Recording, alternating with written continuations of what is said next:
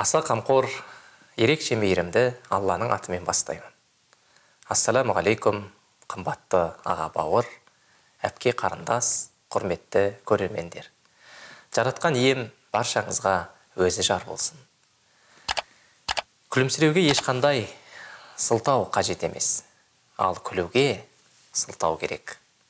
Мысалы, сен базарға барғанда күлімсіреген болсаң, сатушы сені жақсы қарым-қатынаспен шығарып салады. Немесе дәріс беруге барсаң, сол жаққа келгенде адамдар бірінші сіздің бет-әлпетіңізге қарайды. Күлімсіреп тұрсыз ба, жоқ па? Қабағыңыз қатулы болса, адамдарға ол ұнамайды. Айналаңызға бір зер салып көріңізші. Асығыс адамдар, түйілген қабақтар. Бүгінде біз өзгелер тұрмақ жақындардың, бауырлардың, ерлі-зайыптылардың, жалпы мұсылмандардың бір-біріне күлімсіреп қарауы сүннет екенін ұмытқандаймыз. Пайғамбарымыз Мұхаммад, Алланың оған игілігімен сәлемі болсын, адам жүзіне үнемі күлімсіреп қарайтын. Бұған қатысты барша мүміндердің анасы Айша, Алла одан разы болсын, былай деген: Алла елшісінің көмейі көрінетіндей болып күлгенін ешқашан көрген емеспін. Өйткені оның күлгені, күлімсірегені болатын деген.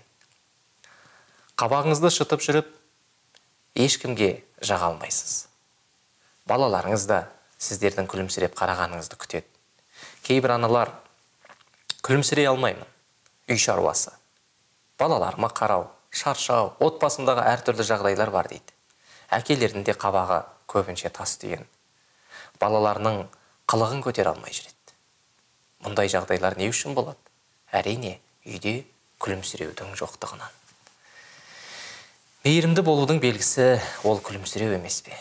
Ислам дінінде күлімсіреу садақа болып саналады. Мұсылман бауырының жүзіне жылы жүзбен қарап күлімсіреген адам садақа бергендей болады. Ал күйеуі мен әйелі бір-біріне күлімсіреп қараса, періштелер оларға салауат айтады. Бүгін менің қалтамдағы ақшамның саны кемімеуі мүмкін. Бірақ біз садақаны басқа тәсіл арқылы беретін боламыз. Әріптестеріммен кездескенде, дүкеннің жанынан өткенде, жолдағы өтіп бара жатқан адамдарды көргенде, ассаламу алейкум деп сәлем беріп күлімсірейміз. Күлімсіреп жүрудің денсаулығымызға пайдалы екенін дәрігерлер де растауда. Үнемі қабақ түйіп, уайымға салынып, немесе ашуланып жүргеннен бет терісі жиырылып, әжімдер ерте пайда болады. Ішкі ағзаларымызға да кері әсер етеді. Қабағымыз қатулы боп, қатал боп жүрсек, жұмысымыз алға басады. Қорыққаннан жұмысымды істейді деген ойдан аулақ болыңыз. Керісінше, ұзақ уақытқа дейін осы үмметті барлық адамзатты басқарған пайғамбарымыз әрқашан күлімсіреп жүрумен бүкіл әлемге үлгі болды емес пе? Тіпті оның қашан қандай жағдайда күлімсірегені туралы жазылған жазбалар мен кітаптар да бар. Оқып шығыңыз. Қазіргі уақытта әртүрлі жағдайларды бастан кешіп жатқанда риясыз күлімсіреген адамды көрсеңіз, көңіліңіздің көкке бір елі ғана жетпей қалатындығы рас қой. Күлімсіреген жүзді көрген адамның жүзінде де күлімсіреу пайда болады. Бүгінгі күнімізді күлімсіреуге арнайық.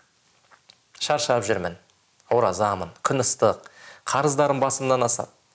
Бір басымда мың сан мәселе деместен, керісінше осындай сәттерде күлімсіреген адам ең мықты адам. Күлімсіреп тұрып, ешкіммен ұрыса алмайсың, төбелесе де алмайсың.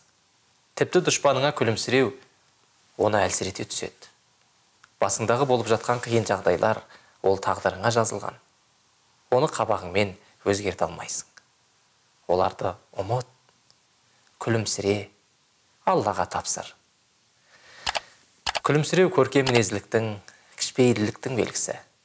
Ол сүннет. Оны орындау қиын емес. Ендеше жеңіл жолмен сауапқа кенелемін десеңіз, күлімсіреңіз.